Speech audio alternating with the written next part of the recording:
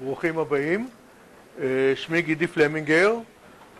אני מרכז את התוכנית של את המסלול, לא את התוכנית, המסלול של הביולוגיה כימיה מהכיוון של הביולוגיה.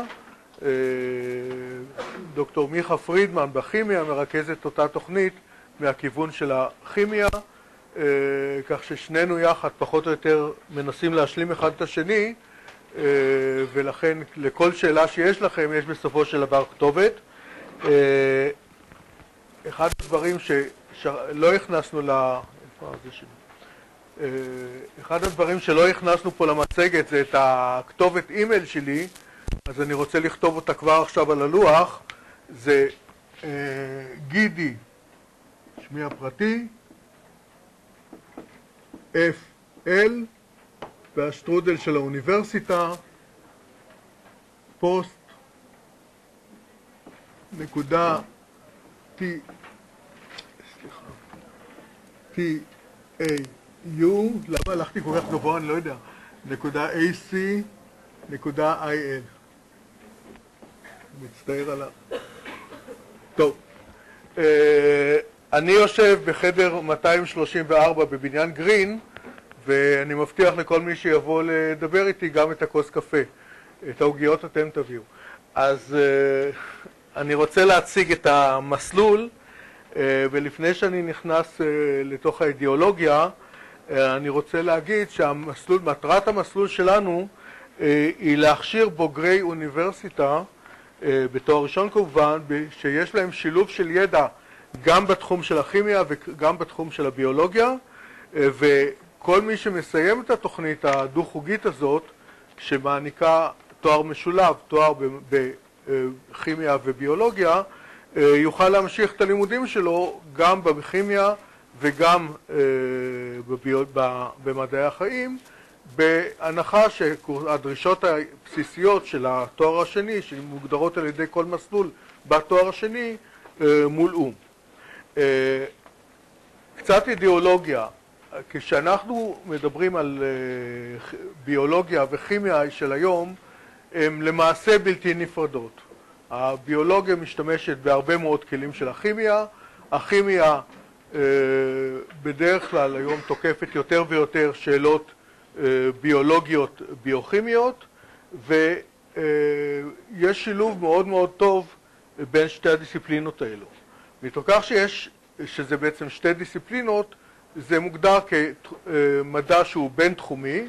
הרבה פעמים הוא משלב בתוכו, בנוסף למדעי החיים ולכימיה, גם את השאלות הרפואיות, את הבעיות הרפואיות שאנחנו מכירים דרך מסלולי הרפואה, וגם את הפיזיקה מצד שני, שנותנת פתרונות לשאלות כימיות ושאלות ביולוגיות.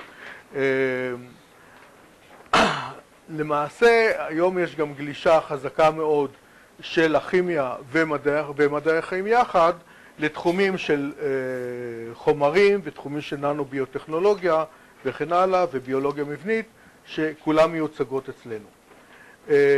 כמו שאמרתי, המסלול הוא מסלול מולטי-דיסציפלינרי, והיום במסלול כזה שהוא מולטי-דיסציפלינרי, מאוד מאוד חשוב גם בתחומי המדע הבסיסי וגם בתחומי המדע היישומי, בתעשייה, פיתוח תרופות, פיתוח מודלים, בהבנת הבסיס הכימי של תהליכים ביוטכנולוגיים וכן הלאה. הלימודים במסלול המשולב, הדו-חוגי, הם בעצם ברמה אקדמית שמתאימה לכל אחד, תואמת את כל אחד מהמסלולי האם. כמובן שיש לנו מספר קורסים יותר קטן, גם בתחום הביולוגיה וגם בתחום הכימיה, בכדי שאפשר יהיה לבנות תוכנית לימודים נורמלית. מבחינת שעות התוכנית, השעות שנדרשות לתוכנית, הן אכן קצת יותר גבוהות מה-141 שעות שדובר עליהן קודם. התוכנית הזאת דורשת בסדר גודל של 165 עד 170 שעות, שמתוכם 62 שעות ניתנות בפקולטה שלנו והשאר בכימיה. אני אמרתי 165 עד 170, כי בתוך התוכנית יש מגוון מסוים של קורסי בחירה, שהסך הכל שלהם הוא לא בדיוק קבוע על שעות מסוימות. זה דיברתי? אוקיי. יש לי פה כמה שקופיות שמראות בעצם את החשיבות של השילוב הזה של הביולוגיה ושל הכימיה ביחד, או השימוש בכימיה לפתרון של שאלות ביולוגיות, והשקופית הזאת מראה רשימה של פרסי נובל אחרונים, שחלק גדול מאוד הם עונים או פותרים שאלות ביוכימיות. יש לנו פרס נובל שמפורסם בארץ יותר מכולם, זה פרס נובל שקיבלה עדה יונת וחבריה במכון ויצמן, זאת אומרת לא חברי מכון ויצמן, עדה יונת ממכון ויצמן וחבריה, בשאלה של פינוח מבנה הריבוזום. יש לנו פרס נובל ב-2008 של שימומרה, שגילה את המבנה ואת השימושים של ה-GFP, של ה-Green Fluorescence Protein. אנחנו כולנו זוכרים את הפרס נובל מ-2004 של הרשקו ושל צ'חנובר מהטכניון, בפינוח המבנה של היוביקוויטין, וכן הלאה. אני לא אעבור על כל הרשימה.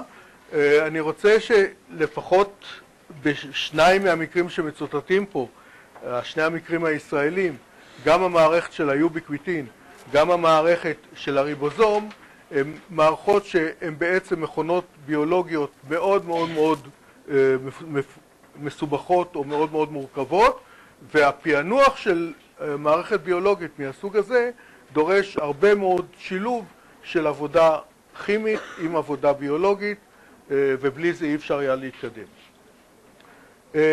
כמה דוגמאות של המחקר הביולוגי-כימי או הביוכימי-כימי שקיימות אצלנו בפקולטה. יש הביולוגיה המבנית שפרופסור נתן נלסון וחבריו פענחו את המערכת של הפוטוסיסטם. יש לנו פה מערכת מאוד מאוד חדישה של MRI שמאפשרת להרבה מאוד מחקרים ביוכימיים רפואיים, בעיקר בחיות. בתחום של הננו-ביוטכנולוגיה יש כמה קבוצות שעוסקות ביישום של שיטות ביוכימיות בננו-טכנולוגיה, מחקר חומרים. אגב, לא רק אצלנו בפקולטה, זה נעשה הרבה מאוד בשיתוף עם הבית ספר להנדסה, עם הבית ספר לכימיה, עם הרפואה וכן הלאה. במסגרת הזאת גם יש פיתוחים של חומרי טבע וכימיה ביו-אורגנית. הבאתי פה בסוף דוגמה של מה שעושים אצלנו במעבדה, של שימוש בתחמוצות מתכת לצורך פוטוקטליזה וסילוק רעלים, שזה תהליך שהוא די חדש ומאוד מאוד נרחב בתעשייה כאשר רוצים לטהר אוויר, ולא רק אוויר, בכלל לטהר כימיקלים ולטהר רעלים. עכשיו,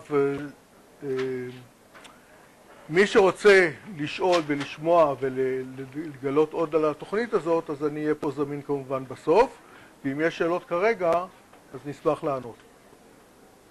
כן, אוקיי. הדגש הוא הרבה יותר כימי מהביולוגיה. נכון. התשובה כן. התשובה יותר קצרה. אוקיי, נעבור הלאה ואחר כך טוב.